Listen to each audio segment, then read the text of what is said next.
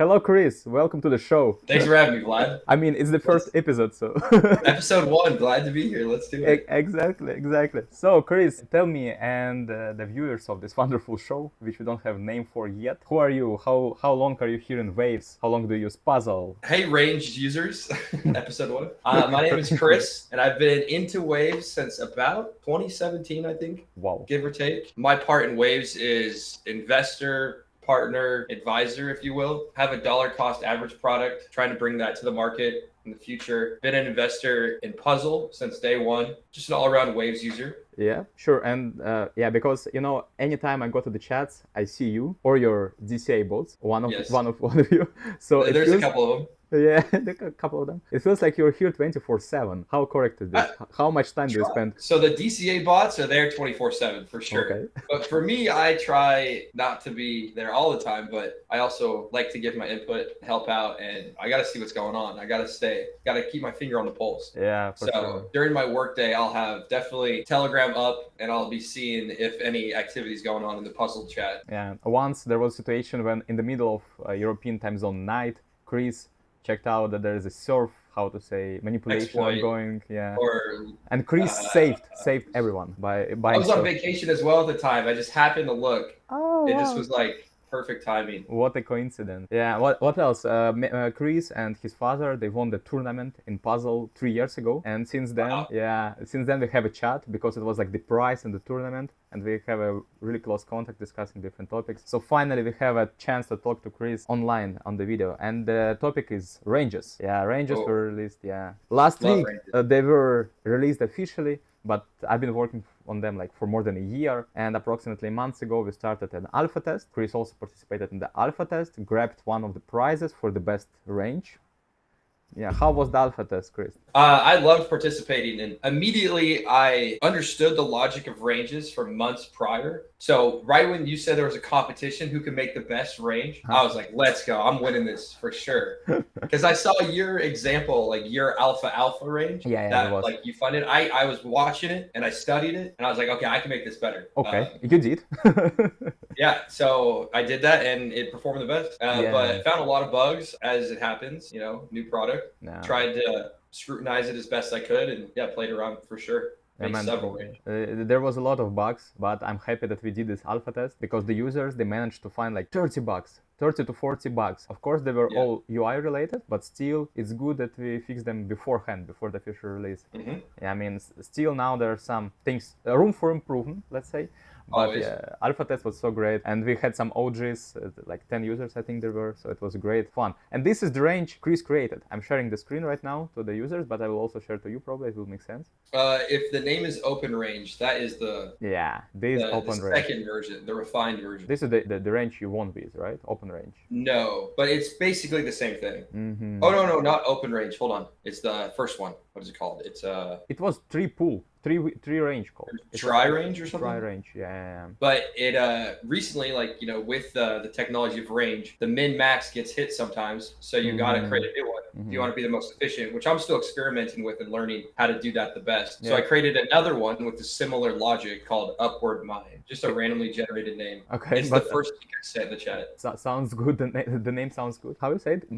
Upward Money? Upward. Just type in mine, M-I-N-E. Ah, mine. Okay.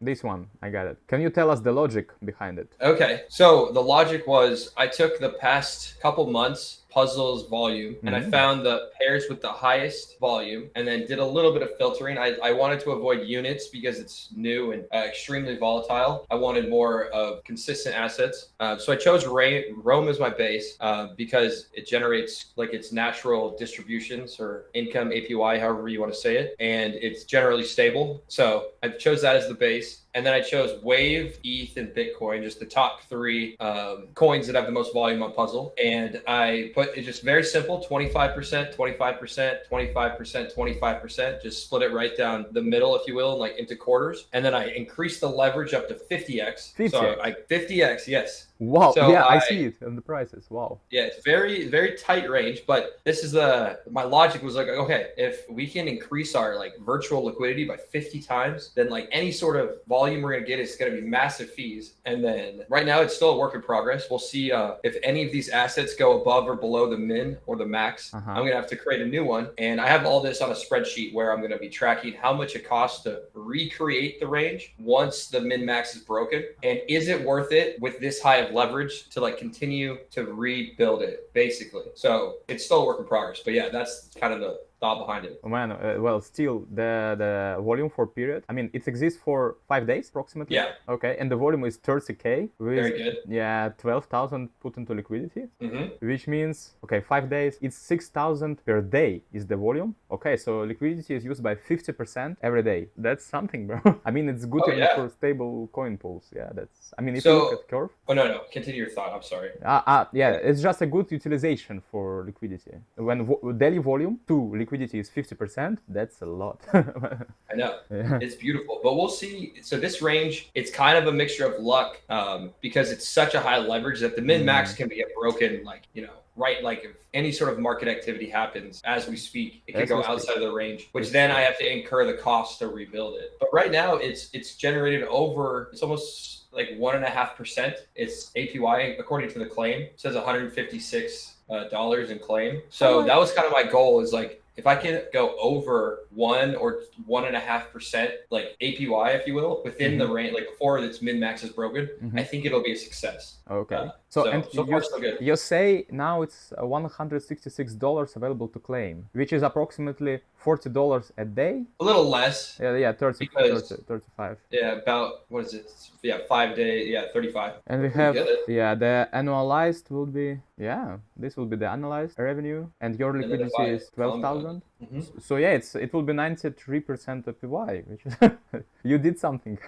but you have to keep in mind, which we'll experiment with, and I'll learn over the next couple of months, is when the min max is broken, it's gonna, it's gonna take a haircut, because there's gonna be fees that incur. There's gonna be some permanent loss that is gonna happen. So we'll have to see how it performs over time. Yeah, and now the market is relatively stable, flat. So I think it's a great decision for a flat market. Okay, man, 50x leverage is something to surprise me. I don't think I ever launched a range with such a leverage. Maybe only the stable pool. Yeah, but this is crazy. Let's keep an eye on it and see how it performs. And also tell us about the open range, your second one, right? Okay, so the open range is pretty similar logic. Let me get it up. But this one is a little bit different, as in theory, it's almost the same thing, except Rome has a bigger role as the base, as it's 50%.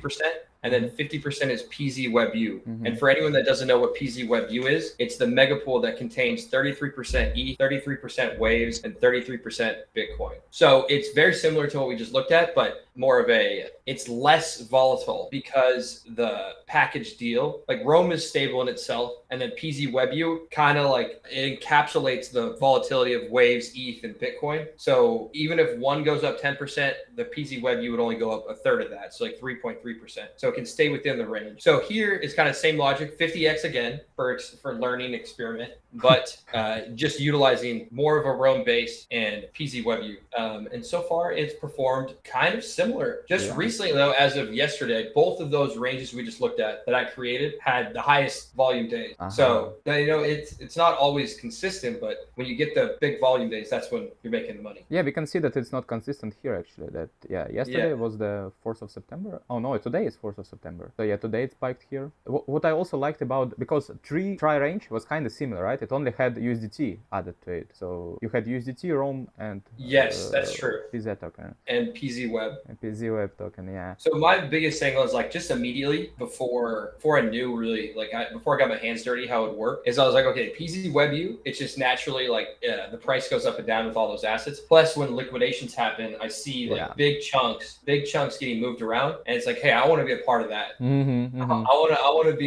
want to like facilitate some of those trades. Yeah, I was in love with this idea actually, and actually your pool, your try range performed the best in the alpha test, I think, because of that, because the huge liquidation volume. For those who don't know, there is a big position of Friendly Whale with Rome being borrowed against PZWEB token, and if market falls, there are liquidations, which means this PZ token is sold for Rome, and basically this range becomes the most optimal way to sell it, especially with all of this virtual liquidity. Yeah, with $250,000 is the virtual liquidity. That's a lot. So yeah, it becomes profitable for liquidator to go through this pool, and it creates the volume and commissions for Chris. So yeah, that's a great example of finding a niche use case for the range. Yes.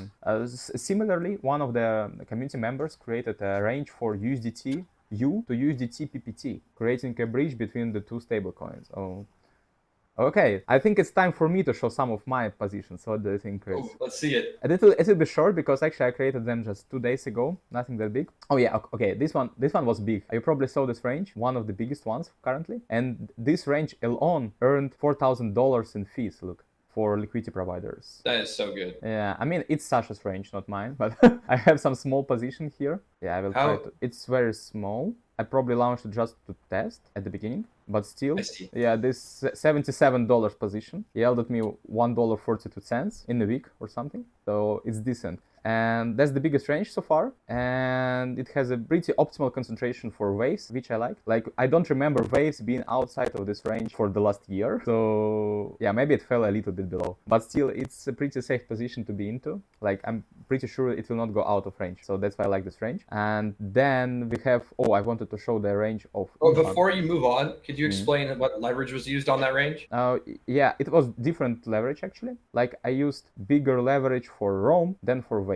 That's why minimal price is pretty close to the current price, just 20 cents difference. And from current price to max price, there is 90 cents. So yeah, there's a huge leverage for Rome in this. We can see it on the spider chart actually. Maybe this will be some new information for you as well, Chris. Because you see here, we have more filling, probably the right word for waves, than for Rome, which means Rome is more concentrated, like more leveraged, okay? Less Rome in there than started. Exactly.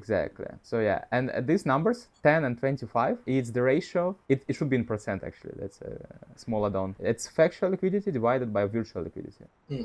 So we see that Rome has 10% of concentration and waves 25% of concentration. So if I want to like re-explain that in a different way, Rome is about a 10x leverage and waves is about a 4x. Exactly. Okay. Yeah. That makes more sense to me.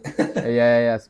We're still trying, because it's a new product. There's multiple ways to present it in UX. So we're still trying to play around with it. There is a huge range I created, which is called All I Have. Oh, you created this? Yeah. I thought it was a hilarious name. Yeah, I mean, it was supposed to be a little bit different. I was just doing a recording, so I did it fast. It's not really what I have. I mean, not the only thing I have. You're bragging. Yeah, but there was one big mistake in this. I created a too big share for Rome Keeper, 30%. Oh. And Rome Keeper gets tiny volume. That's why this range is not really performing well recently. And yeah, also there is not enough leverage for USDT. I think there is no leverage for USDT. You see, the factual balance is equal to virtual balance. Yeah, there's no leverage for Rome Keeper as well. Yeah, which is dumb. Or puzzle. And yeah, but there's a huge leverage for WX. Well, is it? Oh yeah. But just the decimal gets cut off on the UI. Oh really? Yeah, look at the mid. Look at the mid. Oh fuck. No, that's fair. Because USDT leverage is 1. There is no mean price. No. Look at WBTC. Look at the minimum. It says 0.00. It's okay because USDT is not leveraged. Wait, really? Yeah. Oh. Yeah. Wait. So like they can actually go to 0. In this range, yes. I mean, XTN can actually go to 0, bro. But you know what I'm saying.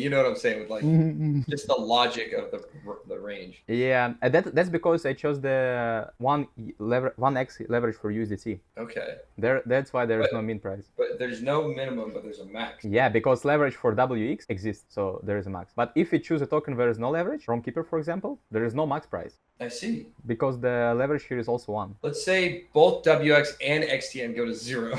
What would be the factual balance in that situation? Man, I really love this question.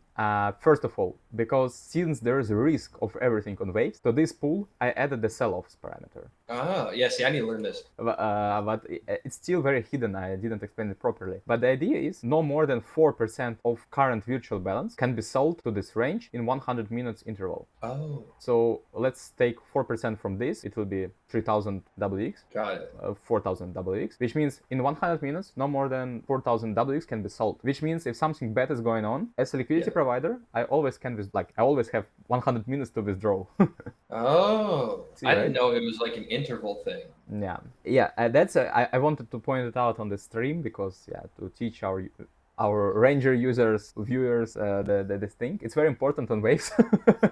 You should agree. And also we have a functionality to shut down a particular token. For example, you remember the egg hack when we didn't have functionality to stop the concrete token, only the pool, only the puzzle as whole. So yeah. Now in ranges we have like a button stop WX from trading, for example. But for all pools or just ranges? For ranges only, yeah. Okay, so the mega pools would still be active. Yeah, mega pools, yeah. That's the thing. There are so many deprecated things in mega pools, so it's not that easy to add some small feature to them. We need a whole release. For example, we had a release last November for mega pools. It was called Mega Pools 1.2, which included rebalancing and other things. But it was the whole process to develop new things, then test all of it. So it should go in a batch. It's not like a small update. So Gotcha. yeah, let's move forward. I also provided some liquidity to ROMkeeper to use DTU, which is also dump because no one trades ROMkeeper yet. So yeah, you see, I made $4, but my liquidity is 14,000, bro. Yeah, so that's big. It's the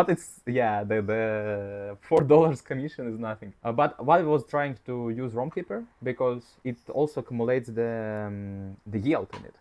Yes. So maybe you can answer this to me. I feel like like initially it would be a bad idea to do this with ROMkeeper because like as the price naturally grows, which it does, isn't the range just gonna keep selling it? It will. But like, aren't you like not like ROMkeeper? You should just keep on ice, right? And yeah. No. Well, your question is valid.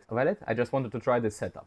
Gotcha. Now I'm not sure it was the right decision because right now we don't have the auto staking functionality, so ROM is not staked. ROM is not getting interest. So I tried something different. But yeah, we will definitely implement it in the next update. And man, your open range will shine. Imagine ROM getting APY, PZ. Is it not? Sorry? Is it not getting distributions? It's not getting.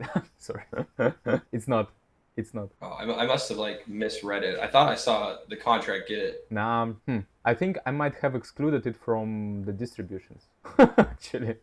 So yeah, if you just go to smart contract, maybe there will be something. Yeah, let me see. No, I think it's not. Oh, it is. Yeah. Okay. Then good news. I will probably then manually just add it to your rewards or something. Yeah. So that was a question I had. It's like I saw that when I was looking at the smart contract, and I was like, "Where's it going? Like, does it go to the rewards or just like? Yeah. Does it just fill up or is it lost?" I have the access to the smart contract, so I will probably just up it to your rewards. And that's why we have this extra reward section, which is now empty. Yeah. Very cool. But it's supposed to have ROM in it. But for now, I was going to hide all the ranges from distribution, similar to how we did with WX. But I forgot to hide, so all of this time they were receiving rewards. So congratulations. All right, yeah. No, the idea why I wanted to hide, because it's not automatic, you see. It doesn't get to your rewards, so I will need to go through the ranges and top up. But it's not a problem. The PZ token will also get rewards. Yeah, that's big. That will be something. So imagine this range already generating 90% APY from trading fees, and add the staking APY on top. Man, wow. And then auto compound it. Oh my. Yeah. That would be big. Yeah, I'm looking forward. The final one I wanted to show you. That's the range created by our friend Ivan. We all like Ivan, right? Yeah, where is he? He should be here. Megapool expert. He's still on the previous level with Megapools. I need that tag. Oh yeah. So yeah, he created the range of wave XTN 36 to 39. You can already see Ivan here, I think, with all of this concreteness. I do like this range though. I see the logic. I also went to Waves Cup, and if you check the price history of Waves, so in fact for the last month it spent a huge time between 36 and 39, from 36 to 39. Here it was. Now it's a little bit below, so this concrete range is out of. Oh, is it out of range? Yeah, and you see it highlighted here. It hit the minimum price, but still, I think it will be back to the range. So I just applied some of my assets here. Unless vote 23 goes through.